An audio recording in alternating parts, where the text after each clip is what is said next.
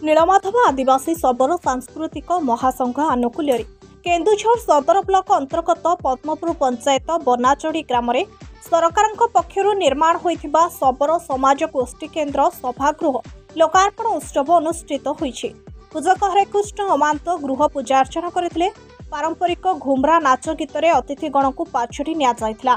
ए कार्यक्रम में मुख्य अतिथि भाव अवसर प्राप्त प्रशासनिक अधिकारी आईएएस बतकृष्ण देहुरी, सम्मानित अतिथि जिला सभापति आदिवासी कल्याण संघ बलांगीर राज्य संयोजक सत्यनारायण भोई, अवसर प्राप्त प्रशासनिक अधिकारी ओएस तापस भोई, खोर्धा जिला कार्यकारी सभापति अंजलि स्वाई, राज्य अध्यक्ष विद्याधर देहुरी, जिला सभापति इंद्रमणि देहुरी प्रमुख मंचासीन अतिथि भाव जोगदेइथिले।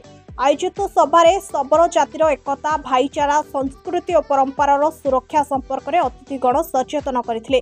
ए अवसर में सांस्कृतिक कार्यक्रम परिवेषण होइतिला।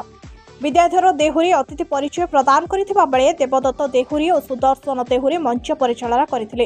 ए कार्यक्रम में महासचिव बैलोच्य देहुरी, जिला अध्यक्ष इंद्रमणि देहुरी, कोषाध्यक्ष कुंभकर्ण देहुरी, उपाध्यक्षा मंडली गजेन्द्र देहुरी, हरिचंदनपुर गौरांग देहुरी, आनंदपुर घनश्याम खटुआ, पाटड़ा दिलीप देहुरी, अफिना देहुरी, चंपुआ सदानंद देहुरी, परमेश्वर देहुरी, शिव देहुरी, पुरुषोत्तम अमांत, रत्नाकर अमांत, गजेन्द्र देहुरी, मुकुना ग्रामर उग्रेशन देहुरी, रामायण चंद्र देहुरी, भीमसेन नायक प्रमुख सहयोग करथिले। एथे पश्चिम ओडिशा, दक्षिण ओडिशा, उत्तर ओडिशा समेत केन्दुझर जिलार विभिन्न प्रांतरू 2500 पाखापाखि शबर समाज भाई भौणी कार्यक्रम में सामिल होते। समग्र जिलार शबर समाज भाई भौणी माने आज बनाजुड़ी ठारे एक होती।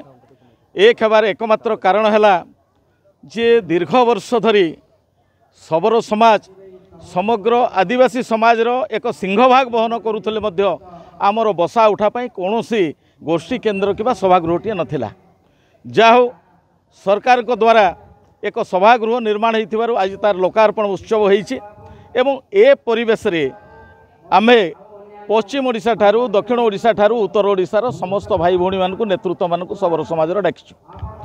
एवं आजिकार आलोचनार विषय वस्तु रे जो शबर विश्वावसु शबर दिने नीलमाधव को पूजा करुले, जगतारनाथ जगन्नाथंकर जो संस्कृतिर वार्तावह जो शबर जाति एवं जो मानकर आज धर्म संस्कृति परंपरा लोप होबार लगी से सरकार ध्यान देना।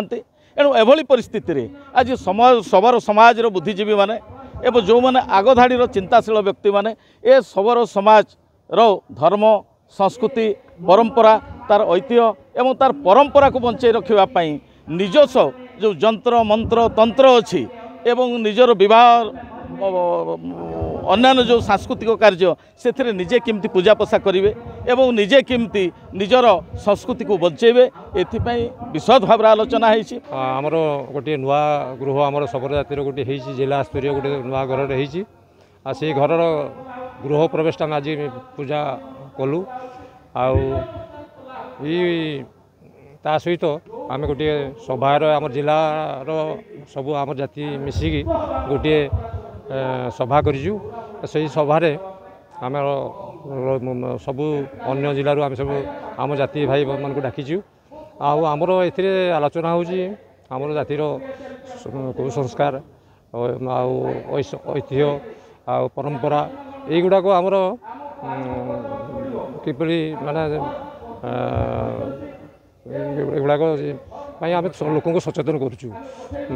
समाजर मुख्य लक्ष्य कौन यहाँ आमर शिक्षा आमर हूँ शिक्षा निशा निवारण अन्य आमर जो रही समाज रे कुसंस्कार रही जोड़ा से गुड़ाक आम समाज आम जातिर एगुड़ा केमती दूरे देवु यही लक्ष्यटा आमर मेन रही। केन्दुझर जिला प्रतिनिधि दुर्योधन पात्र रिपोर्ट द रिपब्लिक हिंदुस्तान।